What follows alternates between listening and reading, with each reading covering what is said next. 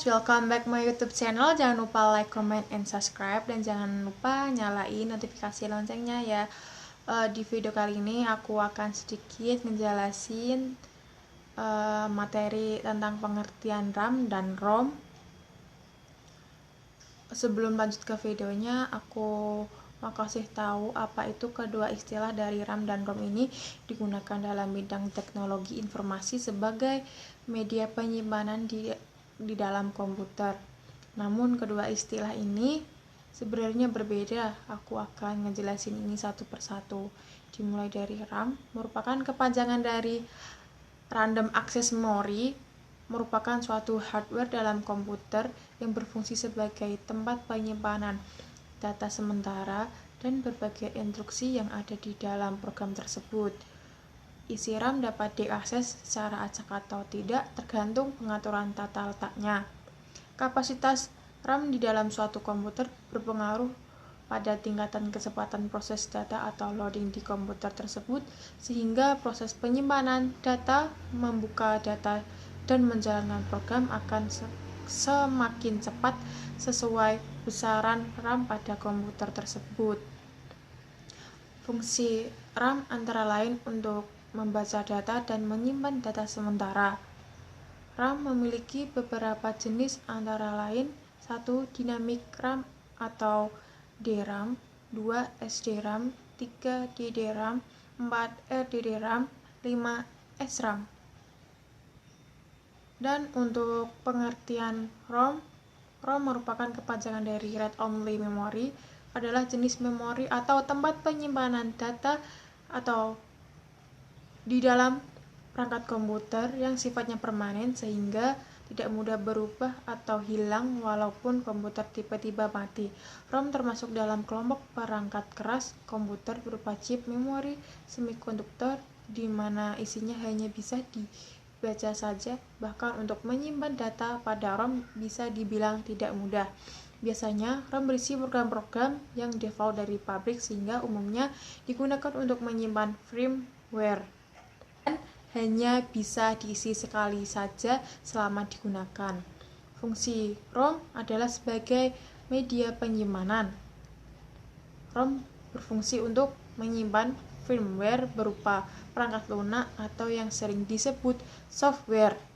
Perangkat lunak yang biasa mengisi ROM misalnya yang berhubungan dengan perangkat keras seperti ROM BIOS atau disebut dengan Basic Input Output System. BIOS akan menyala secara otomatis pada saat komputer dinyalakan tanpa perlu mengaktifkan media penyimpanan lainnya pada sistem memori yang lain seperti RAM.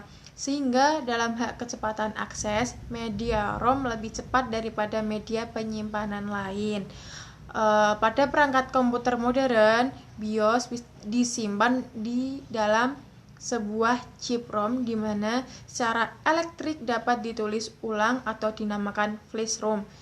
Jenis-jenis ROM karena sifatnya yang tidak mudah berubah dan tidak mudah hilang seperti yang dijelaskan aku tadi, maka sistem penyimpanan di ROM saat ini sering dijadikan alternatif perusahaan untuk menyimpan dokumen rahasia atau dokumen penting. Beberapa jenis ROM yang umum digunakan antara lain 1. Stuck ROM merupakan jenis ROM yang merupakan bawaan dari sistem operasi atau dalam bentuk default dan belum mendapatkan modifikasi. Stuck ROM berisi fungsi dan tampilan yang masih standar pabrik dan belum banyak mengalami perubahan dari pengembang. Biasanya jenis ROM ini ditemukan pada perangkat Apple iOS dan Palm webOS. 2. Custom ROM.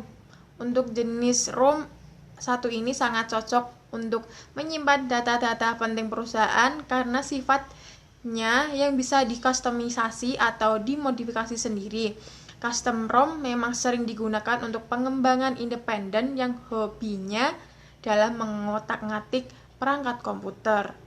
Custom ROM ini dikembangkan secara langsung dari Google beserta OS yang dimilikinya yang juga banyak dijumpai pada perangkat Android.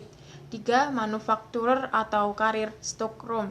Jenis yang ketiga ini bisa juga disebut dengan karir stok ROM, di mana sudah mendapatkan perubahan dari pabrik maupun operator jaringan. Perubahan pada ROM seperti ini bertujuan untuk memberikan penambahan custom pada aplikasi sehingga jenis ROM ini jarang ditemukan pada perangkat PC dan sebaliknya lebih sering diaplikasikan pada perangkat Android. Jadi itu